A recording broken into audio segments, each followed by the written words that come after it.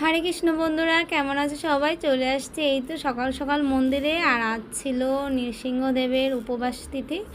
আর নৃসিংহদেবের উপবাসে চলে আসছে আমাদের এই তো বরাবরের মতো আমার খুব পছন্দের রূপগঞ্জ শ্রী শ্রী রাধা গোবিন্দ মন্দিরে। আর মন্দিরে প্রবেশ করতেই মাতাজিরা আমাদের ওয়েলকাম করলো। আর এই তো আমি অ্যাকচুয়ালি বাসাতেই নৃসিংহদেবের উপবাসের দিন যেহেতু 101টা তুলসী নিবেদন করতে হয় ভগবান নৃসিংহদেবের চরণে, তো বাসায় অলরেডি আমি সেটা করে ফেলছি।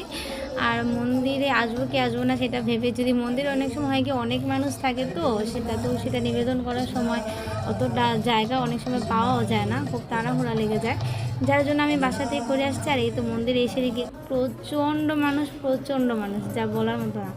আর আজকে তো খুবই গরম ছিল, প্রচণ্ড রোদের তাপ ছিল। আর গরমে সারাদিন উপবাস থেকে তারপরে মন্দিরে আসলে না সময়টা খুবই দ্রুত চলে যায়, যার জন্য মন্দিরে চলে আসি। আর এই তো মন্দিরে এসে দেখি মোটামুটি কীর্তনের পরে অভিষেকের আয়োজন পুরোপুরি কমপ্লিট হয়ে গেছে। এই তো এখানে এসে আবার একটু তুলসী নিবেদন করলাম ভগবান নৃসিংহদেবের চরণে। আর আপনারাও কোন মন্দিরে বা বাসায় কীভাবে নৃসিংহদেবের উপবাসটা করেছেন এই বছর, সেটা কিন্তু অবশ্যই কমেন্ট করে জানিয়ে যাবেন। তাই তো এদিকে এক এক করে সবাই কিন্তু তুলসী নিবেদন আমরা করে ফেললাম। তারপরে খুব তাড়াহুড়া করতেছিল প্রভুরা, কারণ অলরেডি প্রায় বিকেল হয়ে আসতেছে, তখন তো অভিষেক অনুষ্ঠান শুরু করে দেবে, যে কারণে। আর এই তো ভগবান নৃসিংহদেবকে সবাই তুলসী নিবেদন করতে করতে একদম ঠেকে ফেলছে মোট কথা। আর পিছনে জগন্নাথ, বলদেব, সুভদ্রা সবাই ছিল। অ্যাকচুয়ালি সবাইকে খুব সুন্দর করে সজ্জিত করা হয়েছে। আর এই তো আমি একটু পুরো মন্দিরটা একটু আমি আর আমার ছেলে মিলে একটু প্রদক্ষিণ করতেছিলাম। তো আমার প্রদক্ষিণ করা শেষ অলরেডি।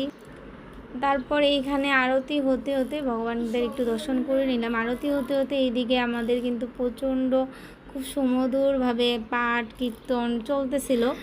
মন্দির আসলে ভক্ত শূন্য হলে না ভালো লাগে না, তো প্রচুর ভক্তে মন্দিরটা এত সুন্দর করে সজ্জিত করা হয়েছে, ওই দিন এত সুন্দর লাগতেছিল। আর এই তো আমাদের প্রভুরাও কিন্তু এখানে ভগবানের নৃত্যে মগ্ন হয়ে আছে।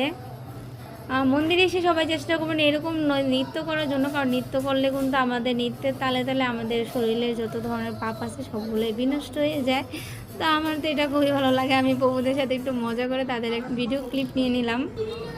আর এই তো এখন চলে আসছে এই তো নৃসিংহদেব ভগবান চলে আসছে তার প্রিয় ভক্ত প্রহ্লাদ মহারাজকে নিয়ে আমাদের সামনে। আর আরতি অলরেডি কমপ্লিট, এখন চলছে নৃসিংহদেবের অভিষেক অনুষ্ঠানের প্রধান অনুষ্ঠান।